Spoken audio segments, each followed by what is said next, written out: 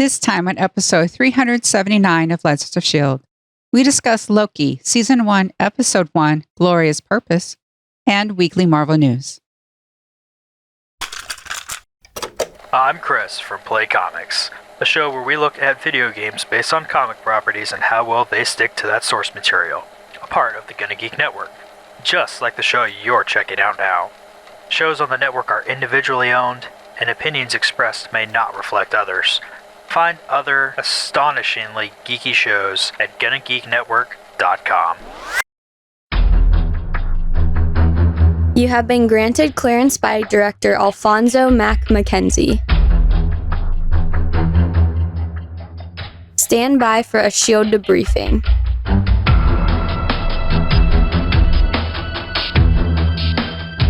All information to be discussed here is classified and may only be discussed among agents granted clearance by the S.H.I.E.L.D. Director. Now it's time for your scheduled debriefing. I'm Agent Lauren. I'm Agent Michelle. And I'm producer of the show, Director SP. Welcome to Legends of S.H.I.E.L.D., a Marvel Comic Universe fan show. The show is recorded on Thursday, June 10th, 2021, live from the Legends of S.H.I.E.L.D. studios and broadcast worldwide via www.geeks.live. Come and join our live chat as we record. Ladies, happy National Iced Tea Day. It's a good day. That sounds good right about now. I finished mine before we started recording. Now, do you do sweet tea? You do live in the South, so do you do sweet tea? It depends on my mood. I do occasionally like sweet tea. What I really like, though, is when you can blend like half sweet tea and half regular tea, so it's just like the right amount of sweetness. What about lemonade tea? Oh, that's also fantastic, yes. Oh, okay. Yeah. Arnold Palmer's. Right. I just do the plain iced tea when I drink iced tea, because generally I'm counting calories and just want a little pick me up with just a little hint of tea. That's cool. I had lychee iced tea with boba, popping boba the other day, and it was so good. It was just perfect for a hot day. I gotta admit, I don't do the boba. I've tried the boba and I don't like the boba. That's fair. I mean, by boba, I'm talking about those little jelly things that they put in. Yeah, it's tapioca is what it is. They also make some that they're technically called boba, but they're not really. It's these little gelatin covered capsules of flavor. And those are also really good. And then there's like various jellies and things like that. But I'm just always a fan of classic boba. I did hear that there might be a shortage of tapioca, so maybe boba will be a short supply. Well, that's just hastening my desire to actually try making my own. There you go. Michelle, do you do tea? Yes. Just normal iced tea? Well, yeah. Yeah, I actually do like getting like the sweet stuff and buying like a jug of the sweet stuff and then getting like the normal and like like mixing it and having, like Lauren said, the perfect amount of sweetness. You do your own Arnold Palmer. No lemonade, just regular, no sugar, and then sweet tea, and then you do the half in perfect sweetness. Do you do the stereotypical iced tea container with ice cubes in it? No. I don't need it. I'm just wondering. All right. Well, happy National Iced Tea Day. Go drink some if you want to. And if you want boba, go get it. And if you're like me, don't do the boba. Don't. All right, we're going to move on. Legends of S.H.I.E.L.D. is a fan-based podcast on the Marvel Cinematic and comic book universes. Because of fine Asgardian leather. If you'd like to talk to us about fine Asgardian leather, you can find us at our website, legendsofshield.com. We have a voicemail, 844-THE-BUS-1. That's 844-843-2871. We have a Facebook at Legends of S.H.I.E.L.D. Podcast. We're on Twitter at Legends of S.H.I.E.L.D. You can see our smiling faces on YouTube at youtube.com/GonnaGeek. You can tell your Amazon device to enable Legends of S.H.I.E.L.D. skill. You can join our Discord server at GonnaGeek.com/Discord. And remember, Legends of S.H.I.E.L.D. is a proud member of the GonnaGeek.com network.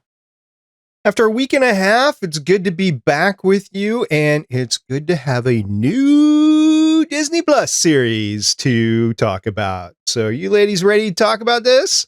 Very ready. Yes. All right, let's talk some Loki.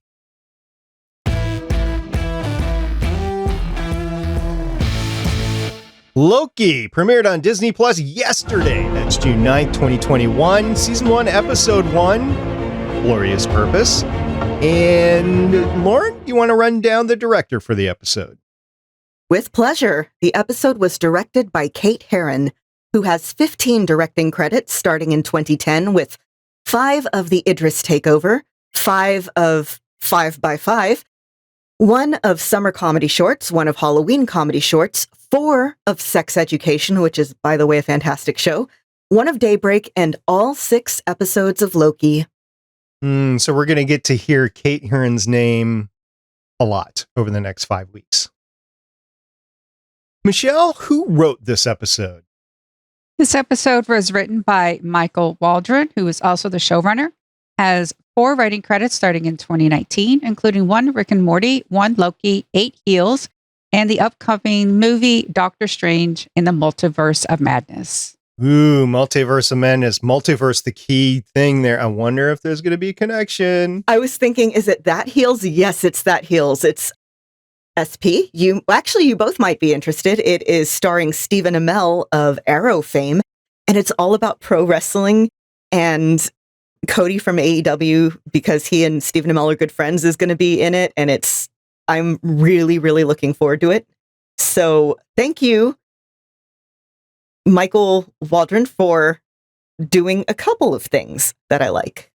If I remember correctly, Cody was also in the Arrowverse. He was. He played like a drug dealer or something right around the time of when he was in WWE as Stardust. He and Stephen Amell, actor Stephen Amell, had a feud. It was a whole thing. It was right when I was getting back into wrestling. Okay. Well, I know Stephen has delved into wrestling himself, and I really don't know where his focus is right now.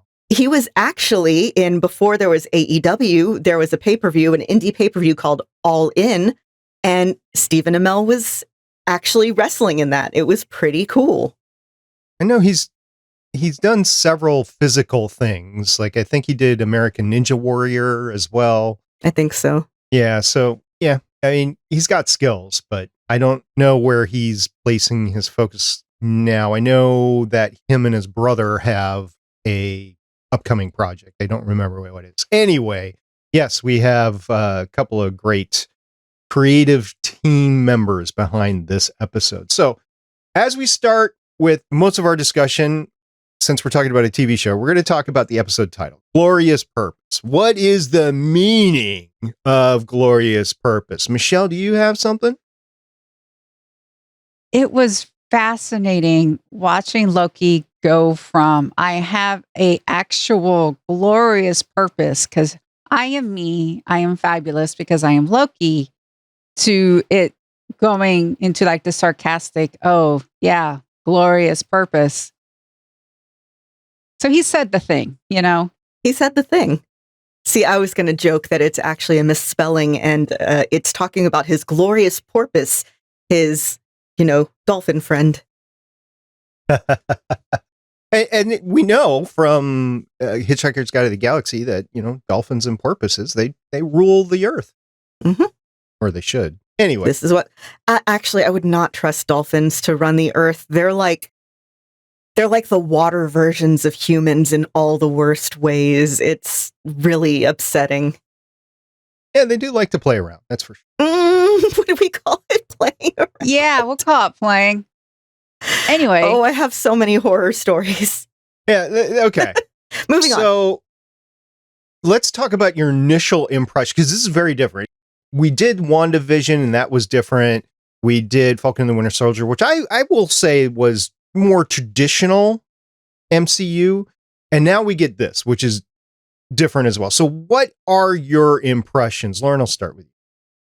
So far, this hits the tone that I was really hoping it would, because, yeah, you get WandaVision, which is weird, but it's a different kind of weird. With this one, I was hoping for something along the lines of the feel of like the Loki Agents of Asgard comic, where it's a little bit irrelevant, well, kind of a lot irrelevant, but it still actually moves the plot forward. And that's pretty much what we're getting here. We get Loki knowing that the situation is ridiculous, but also being unable to escape it. And we have Owen Wilson being super chill, and the Time Variance Authority it's this pseudo 1950s vibe that you've started to see in recent years in a lot of sci-fi, to be like, oh, we're beyond time. Like, you see it in the video game Control, which is kind of has a very similar feel, physical presence wise, to this, if not tone. And it has me really excited for what's coming up in the series. I feel like the writers have a very good grasp on Loki, thanks to Tom Hiddleston's apparent 2-hour impromptu lecture on Loki and his motives. And I'm really happy to see Tom Hiddleston kind of let loose, because he's so enjoyable as Loki. Yeah, I was satisfied. I like that this is going to be Loki and, Mobius go to time and stop stuff and maybe cause some trouble. Who knows? Tom Hiddleston and Owen Wilson have great chemistry, because if those two couldn't play off of each other well, then this series would just tank. But they really play off of each other really well, because you got kind of like that frenetic energy of Loki and just that super chill Owen Wilson thing. I liked how this first episode established the look, the tone, and we actually knew what the plot is, which is great, because again, we only have 5 episodes left. Yeah, and it starts out with something familiar. We already know from Endgame that Loki has a dangling time participle out there. So this takes us directly to that spot, and then takes us from what happens with Loki afterwards. And I'm glad they did that, because everybody's like, well, what happened with Loki? What has he been doing? And does that go back into his timeline and cut him off? I mean, it might come out that things were different over the last 10, 12 years, something like that. But we meet it head on, and he ends up getting arrested by the Time Variance Authority, the TVA, which, Michelle, you and I have experience with a similar sort of entity with the Time Bureau. Yes, we do. So there's the Time Bureau in the Arrowverse, and that's Legends of Tomorrow, that television show that we covered over on Starling Tribune. So it had hints of that, but it also had hints of other things. I was immediately going to, like the color scheme is very Legion, but then the whole look of it reminded me of the Umbrella Academy Time Agency, and I'm sure there's others out there as well. The whole bureaucracy sequence is just really, for me, I'm just like going, oh my goodness, this is Jupiter Ascending, which has one of the best bureaucracy scenes. And look, I know a lot of people don't like Jupiter Ascending. I think you should give it a try. Realize it's camp. Realize Eddie Highmore, I think that's his name. Eddie Redmayne. Yes. Yes, he was hired to chew the scenery, and he does. Anyway, I know I'm digressing. It's a good movie. You're in good company. But I just really, yes, they used tropes, but I liked how they did the cartoon, which was very sort of like Jurassic Park, the DNA cartoon. So it's very interesting how they drew from all these different things and they smooshed it up and they gave us this. And I really loved the cartoon of, there were these multiverses and then there was a war and now we have these wonderful timekeepers. So fun fact, Miss Minutes, that little cartoon watch, is actually voiced by Tara Strong, who has a long history in the voice acting verse, is currently the voice of Harley Quinn in like the Arkham Asylum games, and people might know as Twilight Sparkle from My Little Pony Friendship is Magic, among many other things. She was also in Powerpuff Girls. So as a point of clarification, I just want to set the tone here for sure. The Loki that we're getting now is not the Loki that we've been following all through the Marvel Cinematic Universe. This is simply the Loki after the original Avengers movie. So phase 1 Loki, that is what you're getting. You're not getting the Loki who has taken over Asgard, then redeemed himself, and then died at the hand of Thanos. We see all those. He sees all those in the process of this episode, but we're still getting the puny god. That's the iconic Hulk phrase, puny god. That is the Loki that we're getting. And anything that happens here is character development from that time, not necessarily the character development through Infinity War. Just wanted to make that sure for everybody. And then also, since we're talking about the Time Variance Authority, and then we talk about variants from timelines and them reaching the red line and using this time setter, resetter charge device, which I would love to get one, by the way. I mean, how many times in your life would you like to get a time resetter device? You say, okay, no, this is the wrong path. I want to choose my own adventures, another path, and throw one down and change it. You would like one, right? I would. But that's not the point of them. There is a set timeline. I think it was this is an existential debate about, do you have your own free choice, or is everything already been written? This is the idea of the timekeepers, Owen, Mobius is just like, we already know that you're here, Loki, to make other people better, which that stung, because one of the things about writing is that when you write characters, always remember they think they're the hero of their own story, which is very true of Loki. And then he gets hit with that cold, hard fact of, you're not. And it's very interesting. I love the whole, well, what about the Avengers?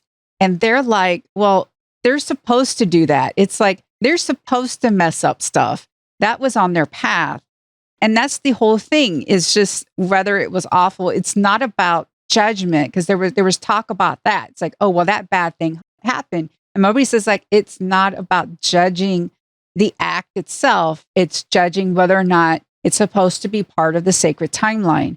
And him taking the Tesseract and, going to Mongolia is not part of the sacred timeline.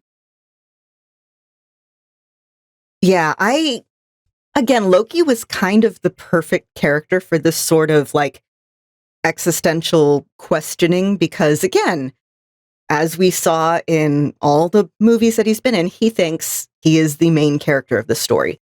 He finds out here he's a supporting character. And not only that, but this thing that he'd killed so many people for, and he's like, oh, I have this big plan. He finds a desk drawer full of them, and people are using them as paperweights like they're nothing. His whole life's goal at this point is nothing. And for somebody who thought that they were, like, by right supposed to be the most powerful being in the universe, it's interesting to see him taken down. It's not even a few pegs. It's just knocked all the way down to the floor. But at the same time, the thing about Loki is that he's resilient. He always has another plan. And even here, when we see him get arrested, he's, trying to talk people out of it, ingratiate himself into, oh, we should track down those Avengers. And I'm interested in, again, like SP pointed out, this is not Thor Ragnarok Loki. This is a Loki who hadn't had all of that growth. This is a Loki who's still at the height of his arrogance. Sort of. I'm not sure if you would consider replacing Odin to be the height of his arrogance. Anyway. And you have this character who's now outside of everything, looking in and doing time crimes or fixing time crimes, or I don't really know. I'm up for either. Just Loki being Loki. It definitely has a certain Men in Black feel to it. we'll get back to Loki and Power because there's an important point that I want to bring up there. But there's also an important point since we covered Agents of S.H.I.E.L.D. for 7 seasons. And arguably, Agents of S.H.I.E.L.D. went off the sacred timeline into another timeline and multiverse. So where was the Time Variance Authority during Agents of S.H.I.E.L.D.? I have a theory, and it's kind of okay. So when they pull up Phil Coulson, I was like, I knew they weren't going to do it, but part of me was really hoping that they were going to be like, oh yeah, he's not dead. But of course that didn't happen. But I'm kind of looking at it like we know that we're getting Doctor Strange in the multiverse of madness. So apparently something's going to go wrong with the timeline. And that's also, I think, why I've seen a lot of people like, well, why did they go after Loki and not Steve when he jumped in the past? And I'm choosing to believe that by the end of the series, the TVA is going to be either defunct or have its mission changed.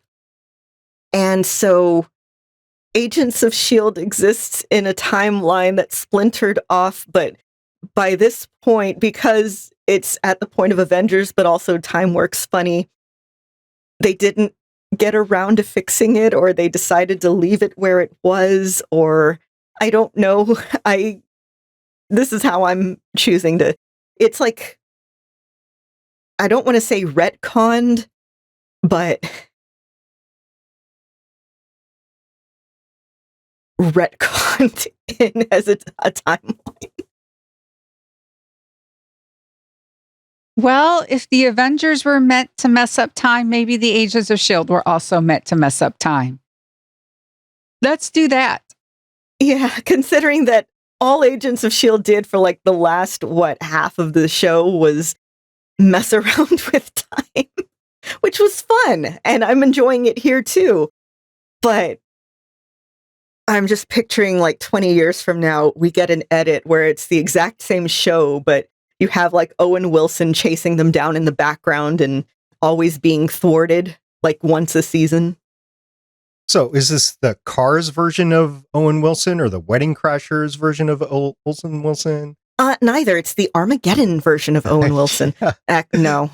I thought of that too, by the way. Yeah, I was going to get there. All right. So I'm going to bring our last 2 points together here. And I'm so glad you mentioned what you did, Lauren, because I was heading there. And I'm so glad you mentioned what you did, Michelle, because I was thinking that as well. Okay, here's the deal. This is a little prognostication by SP. Time Variance Authority does end up going away at the end of this, and things go right. And this is happening relatively about the same time period as the time versions of Agents of S.H.I.E.L.D. Loki, when he was in the control room, mentions, oh, that's the most important, powerful thing in the universe. Shh. Oh no. Just when he was making the point. I know.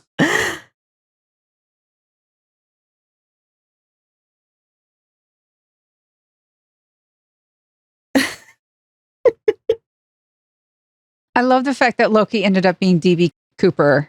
Right. That I remember seeing that in the preview. And the second he lowered the shades and I realized he was in an airplane, I started screaming because I am that true crime nerd. Yeah. Did you hear there's apparently a theory that D.B. Cooper was actually a trans woman who was back in kind of male disguise to be D.B. Cooper? Or Dan Cooper? That's interesting. Oh, but I just remember, all of a sudden there she is. Bourbon and soda or something like that. I'm like going, gosh, it's really weird. For those of you who don't know, D.B. Cooper is someone back in the 80s, I believe, ended up way earlier, 1971. 71. Okay, 71. Sorry. Who ended up hijacking a plane successfully, actually gets it back up in the air, takes the money, wraps it up, opens up the end part of the airplane and jumps out and parachutes away. There are ideas that D.B. Cooper did not make it, and that's why we've never been able to find D.B. Cooper. and others that are just like DB Cooper was the ultimate person who, was able to get away with it and do that one job and live off the money for the rest of their lives. Yeah, there's so much interesting stuff about the DB Cooper case, including the fact that he gave his name as Dan Cooper, who was memorable for being very polite to the stewardesses. And they did, like in the 80s, there were some kids playing in Oregon in a stream, and they found some of the money that they traced the serial numbers, and it's some of that money, not nearly all of it. And there's two people, I think, that have confessed. One is a guy who did a deathbed confession, and I'm not going to scroll through this whole article to find his name. And then there's a trans woman who told her friends, yeah, it was me. I was still in disguise as a male then, and then they can't find me. But whoever it is, whoever it was, it's a really interesting mystery, I think. So, SP, we heard when Loki was in the control room. Yeah, so Loki's in the control. I got to come back to DB Cooper then too later. But so Loki's in the control room and he's looking at the thing and he says, oh, that is the most powerful thing in the universe. Nobody says anything, but then he leaves. I believe that towards the end of the series or somewhere in the middle of the series, he's going to try to take that over as the most powerful thing in the universe. And that might cause the TVA to end or go away or diverge into its own time path, maybe to go beyond the red line in some time path or something like that, thus causing the need for Doctor Strange and the multiverse to come in addition to whatever Wanda's got going on and everything. So I think these series are a wonderful lead up towards the next series of movies. I think this is just a great way to enter into it because you can get the fact that Agents of S.H.I.E.L.D. doesn't exist because of, or the time the TVA doesn't go into the Agents of S.H.I.E.L.D. because it ran into a blip, and this is the blip that it caused. So this could end up fixing a couple of things along the way. And it also is a great working plot as things go forward. So I like that. Now, back to DB Cooper. I really like at the very end where he's parachuting off of the plane and then Heimdall reaches in and takes him and you see all the money fluttering around. At the investigation for the DB Cooper, they have found some money in a stream that they might be able to attribute towards the DB Cooper thing. So I just thought that was a great Easter egg. Yeah, I absolutely loved that. I remember seeing that in the trailer and it made me so happy as that, true crime nerd. And we find out that at first I thought, oh, he's doing time crimes with the TVA when, we first see it. And then we find out, no, he did this on a bet with Thor. So we just got a great DB Cooper moment there, but there's just so much to this episode. It was really great. The time twister. I love the use of the time twister, that it was a tool to use and also a little weapon, but it was just this little thing. It was like the flashy thing in Men in Black. I'm so glad that we got it. And it gave us a lot of comedic moments. So can I bring in something from the comics? Yeah, please. Okay. In the comics, the Time Twisters were a trio of beings created by the last director of the Time Variance Authority in the last surviving reality before the heat death of that particular universe. So that sounds an awful lot like the Timekeepers that we have here, who are not... The Timekeepers here are a lot more like the Time Twisters of the comic. The Keepers, I think, are like a larger council. No, it's still just 3 people, but yeah, I was amused that the way that they brought in the Time Twisters was as that little device that lets you move people in time and space. Yeah, it just moves the people and not the furniture. We learned that, at least in the show here. So the last foreshadowing moment we had was during I don't know what to call it. I was going to call it an infomercial. It was not an infomercial. The little anime, that comic thing that was at the beginning. What do we want to call that? It's like there's a specific word for it, like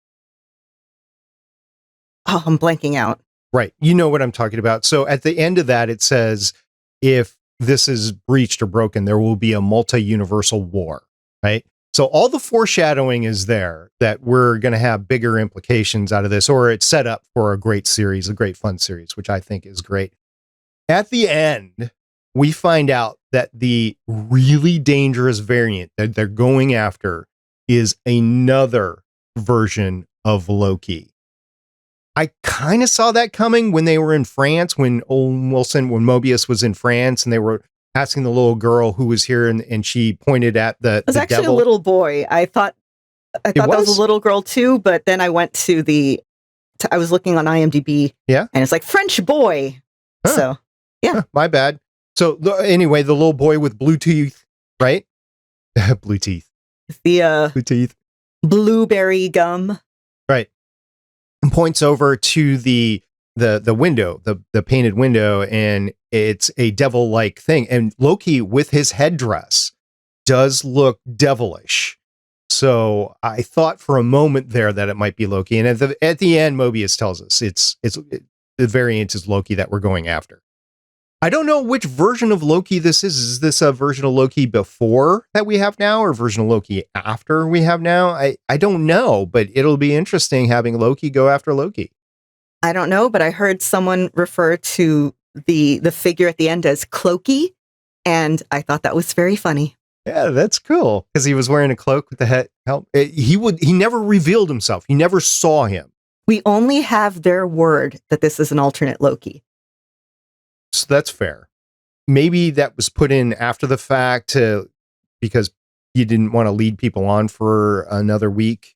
Yeah, I have no idea. And it would be interesting. Everyone thinks of Loki as Tom Hiddleston, but if you've read the comics, Loki has been a woman, a horse, and other things. So it would be interesting to see if it's actually a version of Loki that we have not seen. He is the master of illusion. Yeah, and I really loved, he kept pointing out that illusion is a tool of weak people. And what is Loki always doing? Illusions. And again, it's a nice little look at his characterization. Tom Hiddleston must have had a blast finally being able to tell people his very important deep feelings on Loki and his motivations, because we actually get that look into when Mobius is talking to him and he's like, okay, well, you did this. And kind of like a therapist or psychologist with that whole, like, no, let's go off on this. Let's explore this a little deeper.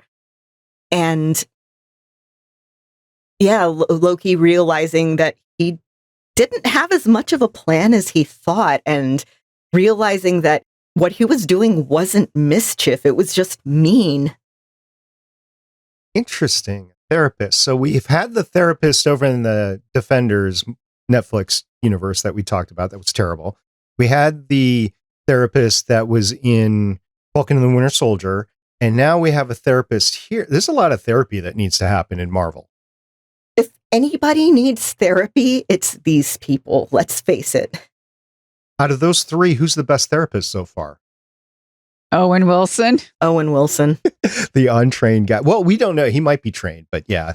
He's had literally all the time in the world. So who knows? And like any good bureaucrat, he is literally asking to have his desk burned down. I'll show you my desk. It's right over here. Burn it down first. Start there. I really like Owen Wilson as Mobius. Owen Wilson just always has that aura of very chill.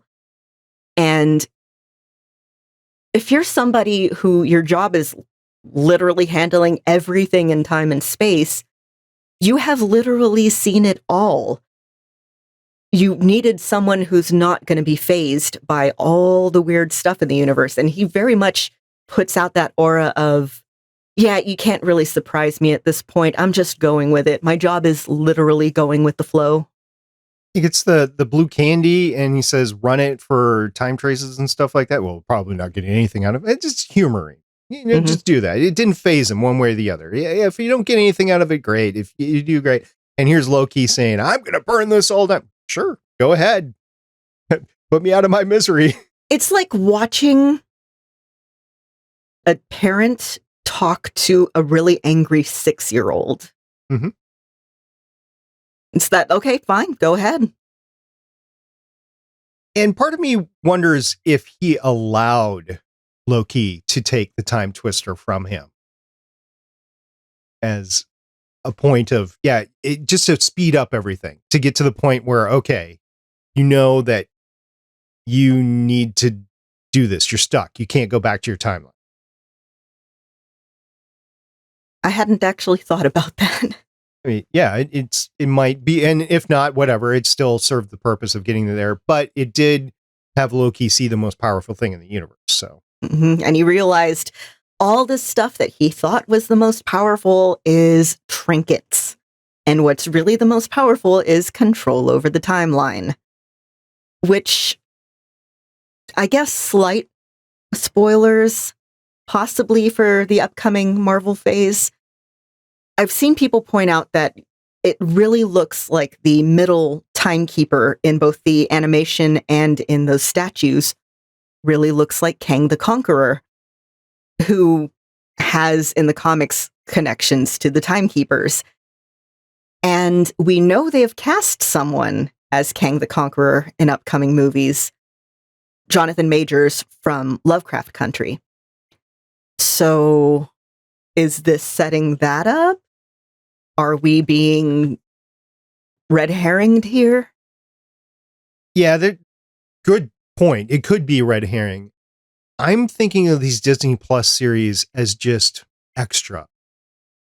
I'm not sure that Disney or Marvel is ready to say that this is something that you must see for the MCU.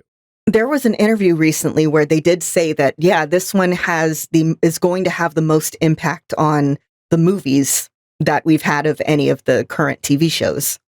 I'm okay with that because I'm watching it, but I wonder for the people that don't watch TV if they're able to slide into it without seeing the series. I hope so.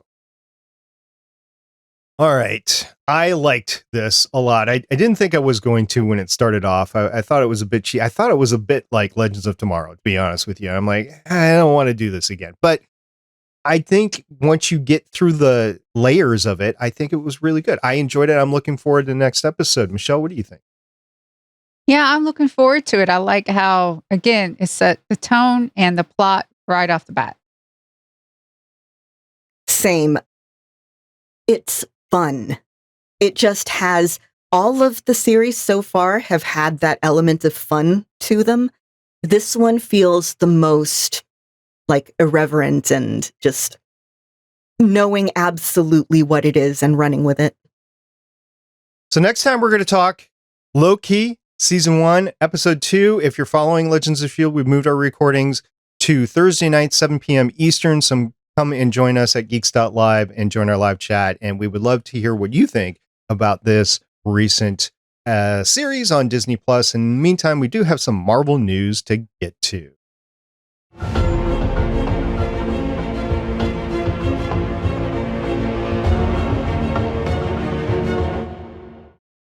We have some casting news for She-Hulk. Indeed we do. We have a villain for She-Hulk. Jamila Jamil from The Good Place and The Misery Index on TBS is going to be playing Titania, who was once a social outcast given the chance to gain superpowers by Doctor Doom during the original Secret Wars in the comics. No idea how she'll be getting her powers here. Looking forward to finding out. I really like Jamila Jamil. Me too. And now we have casting news for Black Panther 2. Well, sort of. So we knew that Tenoch Huerta is going to be in Black Panther 2. And there was rumors he was going to be the bad guy. And now those rumors are that he's going to be playing Namor, which seems to be backed up by some of the casting information. A website called POC Culture revealed that Black Panther 2 was looking to cast one Mayan woman called Zianya and one Mayan man called Cadmail, which is not a Mayan name. They also reported that the casting call indicates that all actors of North and South American indigenous backgrounds will be considered for the roles. So we might be seeing Atlantis portrayed as more of like Mayan influenced. Because again, even though the Mayans are still around, there are plenty of them in like Guatemala, people attribute the Mayans as being this super mystical, advanced culture. And yeah, they were pretty advanced. Wouldn't call them mystical, but okay, whatever. We're getting representation.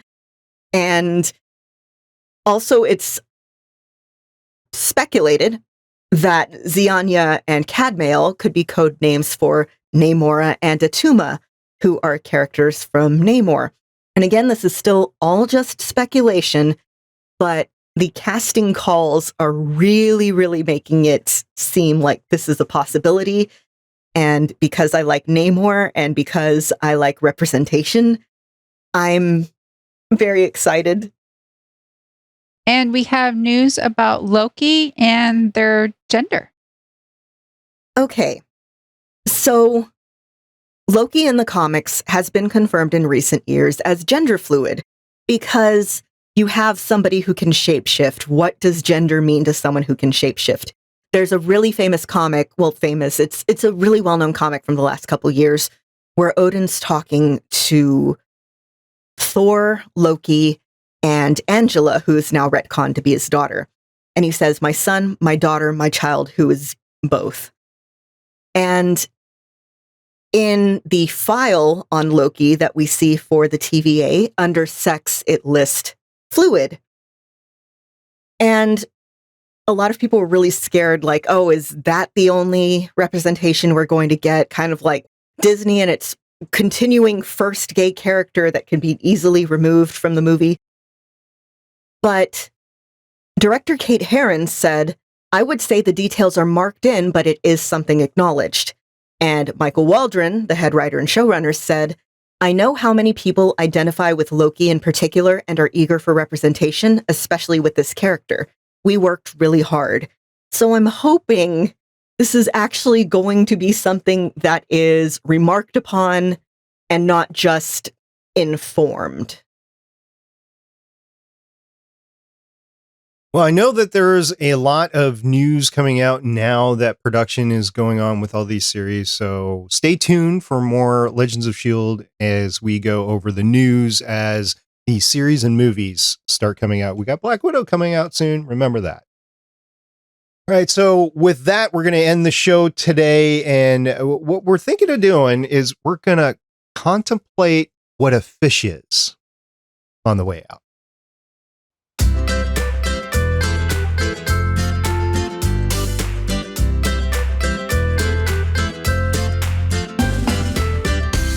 I just feel really fortunate to be able to be podcasting on the Marvel universe, the Marvel Cinematic Universe in this time. It's now we were kind of waning after Endgame, kind of that letdown timeline. And now we've had this third series now, and it's just really pumping back up. We're going to get movies out soon too.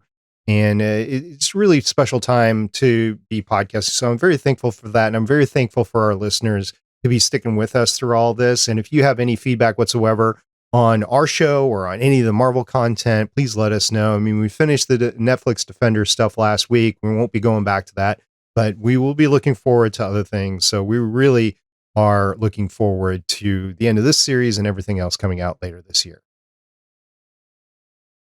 Seconded, we really, really, really want to thank our listeners. We hope that you're having fun listening to us talk about the Marvel Universe in general, and right now, Loki in particular.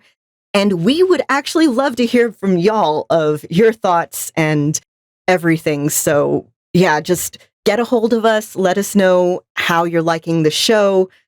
And yeah, thank you for sticking with us.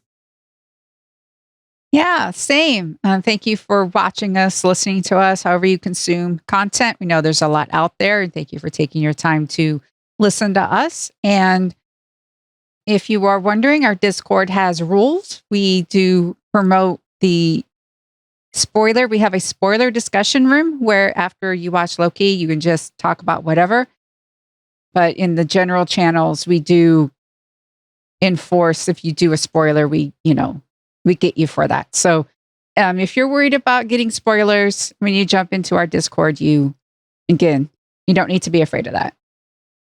Yeah, and you only have a day before we record our episodes, but we will be abiding by the spoiler for the complete week until the next episode comes out. And then it's fair game, I would say. Matter of fact, out in the open, as far as Marvel is concerned, they're not really saying, and Disney, they're not really saying anything about spoilers and having to not say anything. We're just abiding by it as a courtesy to everybody in the server, in the Discord server, and on Twitter, that we're just not going to spoil anything. I'm also going to try to live tweet on Saturdays again at 10 a.m. Central Time.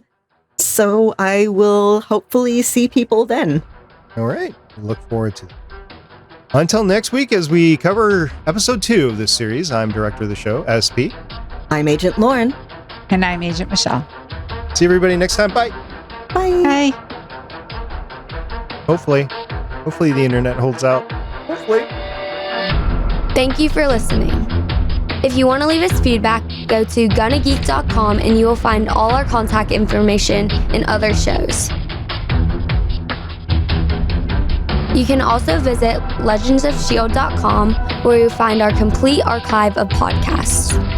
The music heard on this podcast is by Kevin MacLeod, found at incompetech.com, and also artists on pond5.com and audiojungle.net. The opinions heard on this podcast are those of the individual hosts and do not represent Stargate Pioneer Productions, Legends of S.H.I.E.L.D., or Gonna Geek. Agents of S.H.I.E.L.D. is the property of the Disney Corporation, Marvel Studios, and ABC. No infringement is intended.